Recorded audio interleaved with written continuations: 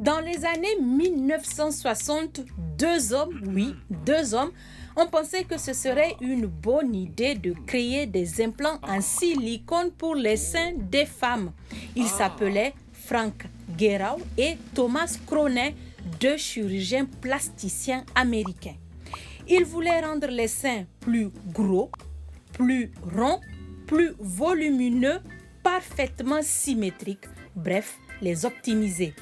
Ils ont dit que les petits seins étaient un problème médical sous-développé, voire même malsain.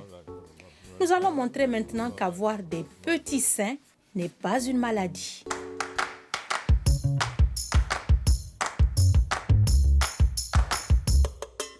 Alors, mettons d'abord les choses au point. Les seins existent dans toutes les formes, tailles, couleurs et alignements. Et ils sont tous normaux. La plupart d'entre eux sont également capables de produire du lait à la naissance d'un bébé et elles peuvent toutes être excitées. La plupart du temps, les seins ne sont pas symétriques. L'un est souvent plus gros que l'autre. Ils ressemblent plus à des sœurs qu'à des jumeaux. Mais voyons d'abord comment les seins se développent. Chez les filles, les seins commencent généralement à grossir juste avant ou au moment de l'apparition des premiers poils pubiens et normalement avant le début des menstruations. Ce phénomène est principalement déclenché par nos ovaires qui commencent à libérer plus d'oestrogène à cette période. Ainsi, les seins montrent souvent les premiers signes de la puberté. Ensuite, ils continuent à se développer pendant des années, en fait, jusqu'à la première grossesse lorsque les glandes lactiques et leurs canaux se préparent. Mais allons-y étape par étape. Les seins grandissent normalement par étapes comme ceci. D'abord, le seul bout du mamelon est aperçu. Puis, de petits bourgeons apparaissent. Les mamelons et la zone qui les entoure, l'aréole, sont soulevés. L'aréole devient également plus grande et plus foncée. Puis un deuxième monticule se développe. La région qui se trouve sous le mamelon et l'aréole, la base du sein. Donc en regardant d'en haut, le mamelon est au centre. Autour de lui, l'aréole et ensuite la peau normale qui recouvre le sein. Voyons maintenant ce qu'il y a à l'intérieur.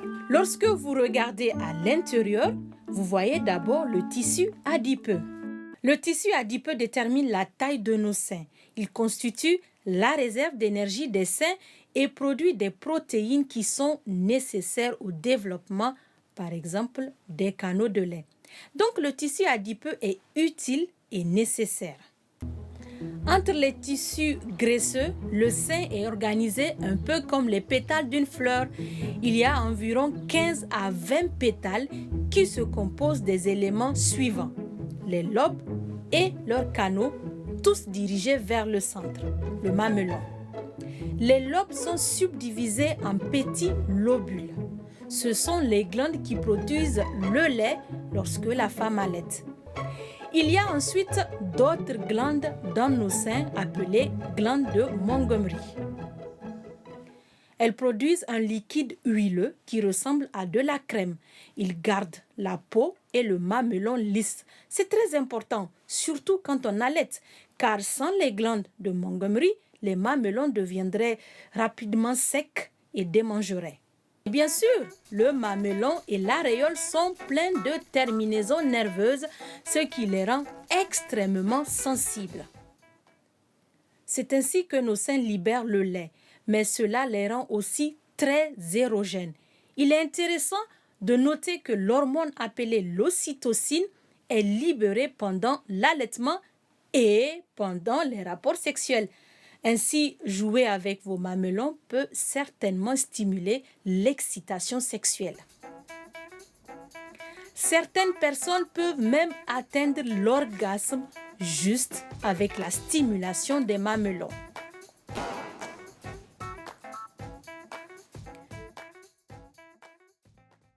Et chaque femme a son propre style de mamelon et d'aréole.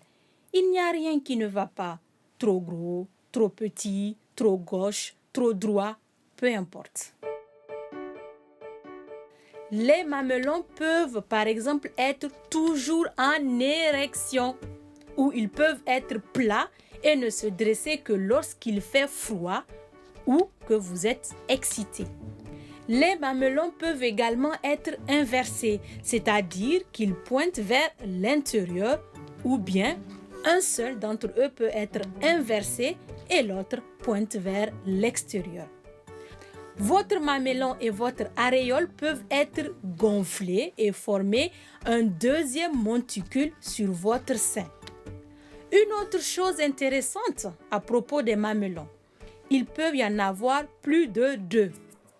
On parle alors de mamelons surnuméraires. Ils apparaissent chez 1 à 5% de la population. Donc, ce n'est pas si rare. Le seul moment où vous devriez faire attention est si vous remarquez des changements soudains et inattendus.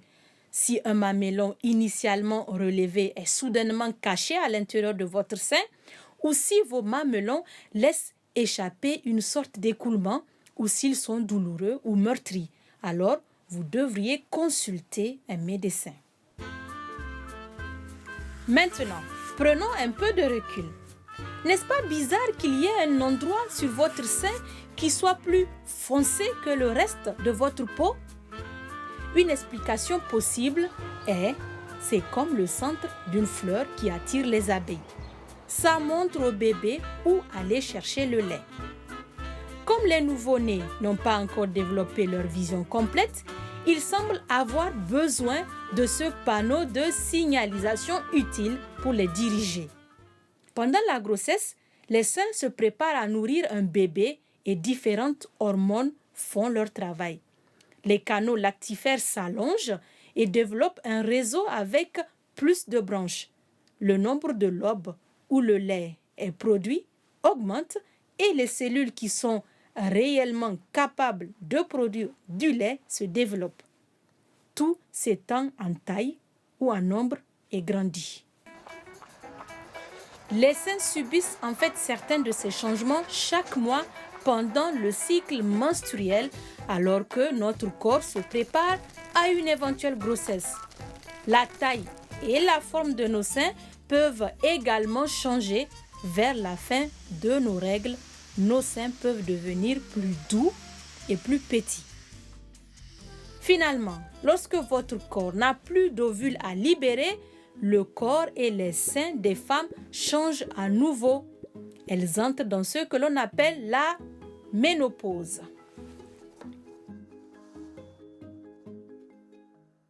Lorsque les femmes entrent en ménopause, leur taux d'œstrogène diminue et cela signifie que les glandes et les canaux lactifères ne sont plus nécessaires et ils rétrécissent. La quantité de tissu graisseux à son tour augmente souvent et les seins changent de forme et de taille. Donc vous voyez, les seins changent vraiment tout au long de votre vie. En fin de compte, nous pouvons être reconnaissants à Mère Nature qui nous a fourni un autre organe qui ne fait pas seulement son travail, mais qui nous donne aussi du plaisir.